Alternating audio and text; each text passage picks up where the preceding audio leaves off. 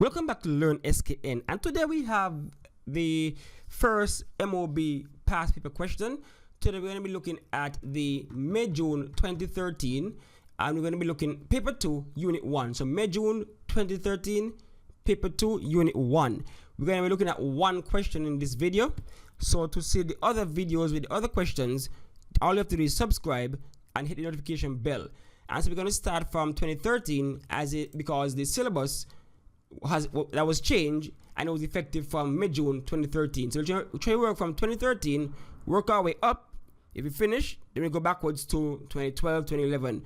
But anybody who have any past papers, any paper 2s, unit 1 or 2 for 2019, 18, 17, feel free to email them at learnskn@outlook.com. All right, so anybody with paper May, June 2019, 2018, 2017, unit 1 or 2, paper 2, feel free to email them learnskn@outlook.com. All right, let's just jump into it.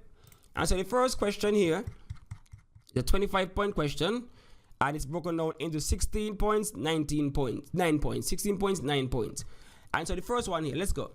Miss Cookwell is contemplating converting her mobile canteen into a full fast food restaurant. She is uncertain as to whether to maintain a sole proprietorship or go into a partnership with her two friends, Sally, a chartered accountant, and Debbie, a qualified chef. A. Outline 3 essential provisions that the partnership could include in the partnership deed. Alright, so that's the first one. So what you do off the bat is, of course, you have to define what a partnership deed is. So the first thing you're going to do is define what a partnership deed is, and then we go into looking at the things that the essential things that they can put into the partnership deed. And so we have here, the partnership is governed by the agreement that was drafted at its outset, known as a partnership deed.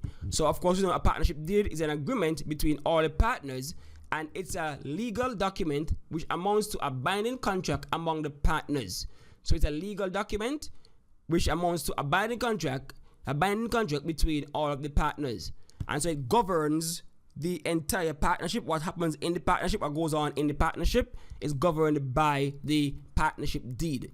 And so the partnership deed will contain the rules and guidelines that the partners agree upon in order to operate their partnership. And keep in mind that this question is asking you basically to look at a sole trader versus a partnership. And so, what is in the partnership deed? You have things like, the document stipulates how profits or losses should be shared. One time, so you have to expound on that. So you have to say that the partnership deed contains the information that outlines how the profits are to be divided among the partners when the partnership makes a profit, and likewise, it also outlines how the losses are to be divided among the partners in the event that the partnership has a loss. And so that's in the partnership deed. And so, you know, sometimes not all partners are equal. So for example, in this arrangement, it's a three-way arrangement. So it might be equal, 33 and a third for everybody. We don't know if that's the agreement. Or it could be 60 for one, 20 for next, 20 for another. It could be 50, 20, 30. We do not know. But all this will be outlined in the partnership deed. And based on the partnership deed, they will tell you how much percent of the profits go to Debbie, how much go to Sally, how much go to Miss Cookwell. It's going to be outlined in the partnership deed. Same way, losses. It's going to be outlined in the partnership deed how the losses are to be handled if the company suffers a loss. So that's one thing that should be in there, stipulated right in there. Then the next one, the rights of each partner, rules for taking in new partners or dissolution of the partnership, the capital to be contributed by each partner, among other things. So we're looking at now the rights of each partner. So the partnership deed will outline what rights and responsibilities each partner would have.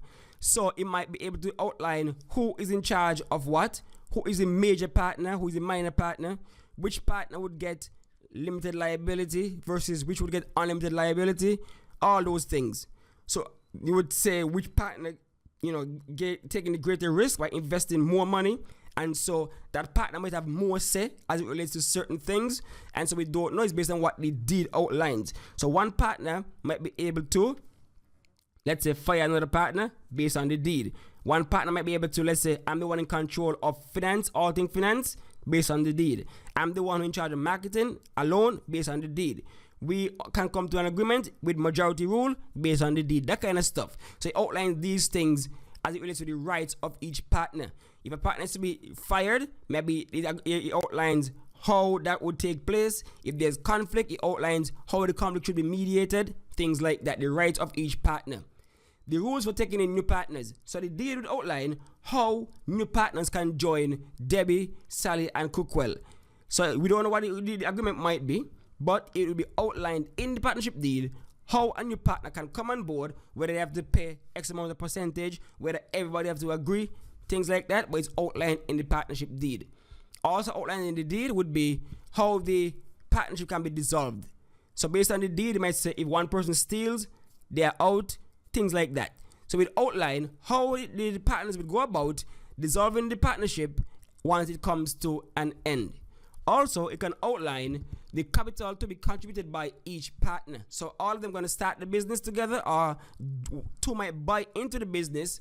So in the case of Miss Cookwell, she's already working.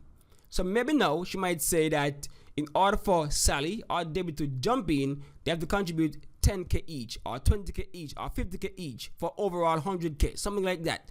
So the deal would outline how much capital each partner should be contributing to the partnership. And like I said, don't have to be just money alone. Could be they're going to use somebody's house, somebody's car, whatever. But all that is outlined in the partnership deed.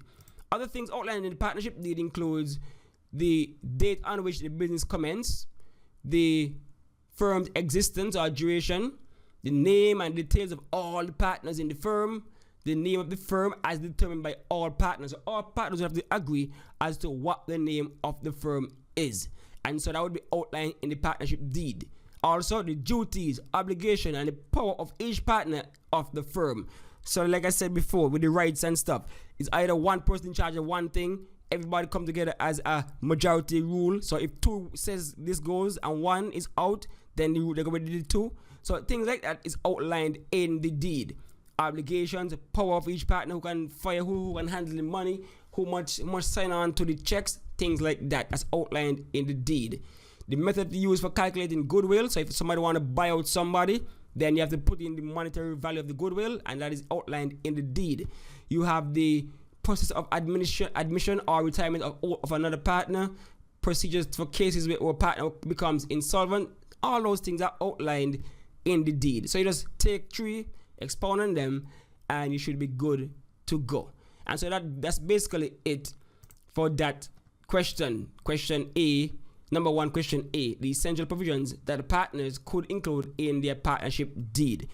Three, so you define partnership deed, then you outline the tree, and you're good to go. You get your full marks. All right. So number one, B now. Discuss two advantages and two disadvantages Ms. Cookwell may experience if she converts her business from a sole proprietorship to a partnership with her friends. And so let's look at this right here. So we have three of them. They basically want to outline the advantages and disadvantages of a partnership versus a sole trader. Remember, she's a sole trader now, so you have to compare it to on various grounds and various advantages and disadvantages in her decision to basically switch over. And so let's look at some of the benefits and some of the drawbacks that Ms. Cookwell can face if she decides to switch over. So, sole trader to partnership. Benefits associated with the change. So, this is outlined nicely in the textbook. So, you have sole trader to partnership. So, benefits associated with the change. So, if Ms. Cookwell were to go from her sole trader business to her partnership business, these are some of the benefits or advantages that she had. And they say discuss two advantages and two disadvantages. Remember, discuss means you have to go vice versa. You have to go one side, both sides. So you're discussing. So if she was a sole trader, this is it. And if she become a partnership, this is what it is. So we're looking at both sides of the coin. That's why I said discuss. You can't just list all the advantages that she will get from being a partner. going into a partnership, you have to now do both sides. So if she stayed as a sole trader, this is what would happen. Whereas when she converts into a partnership, this is the benefit right here. Right? So the possibility of greater financing.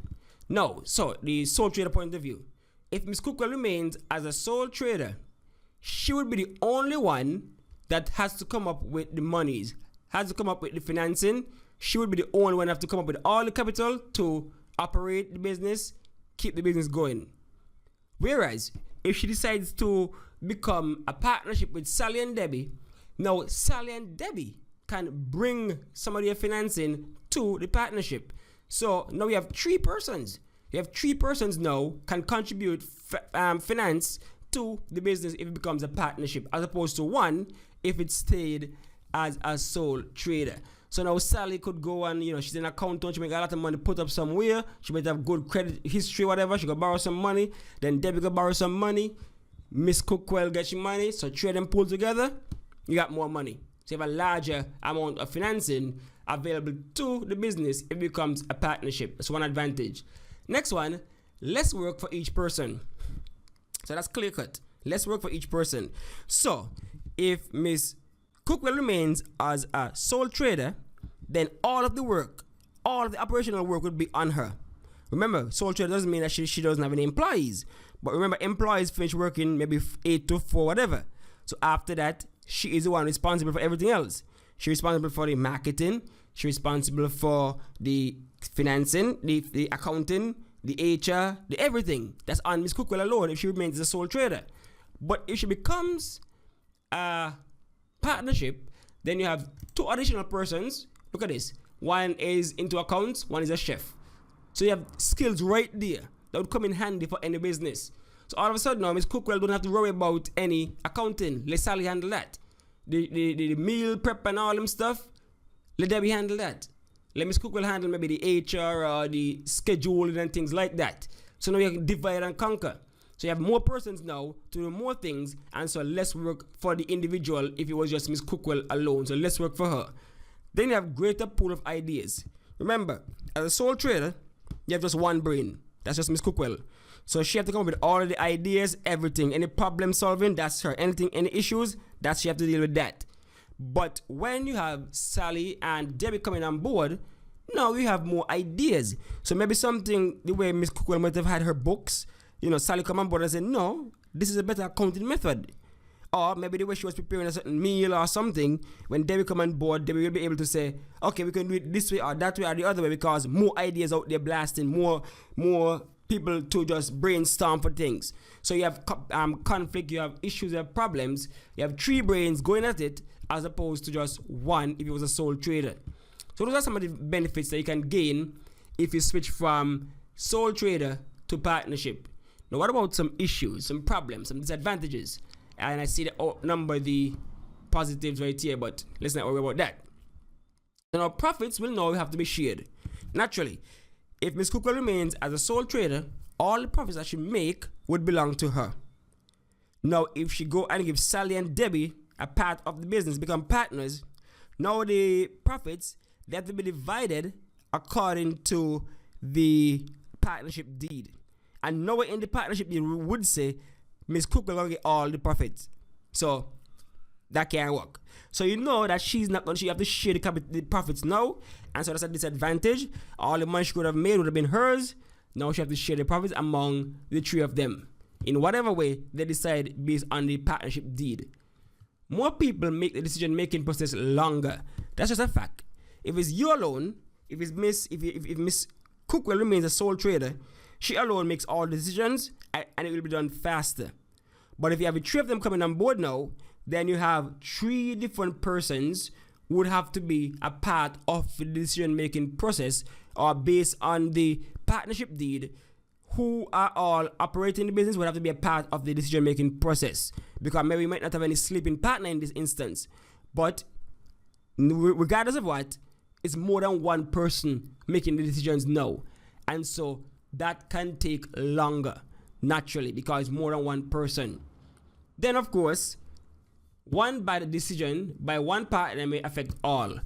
So if Miss, let's say Debbie, let's say Miss Sally tried to thief some money, try to cook the books, then that's gonna affect, and they can find out.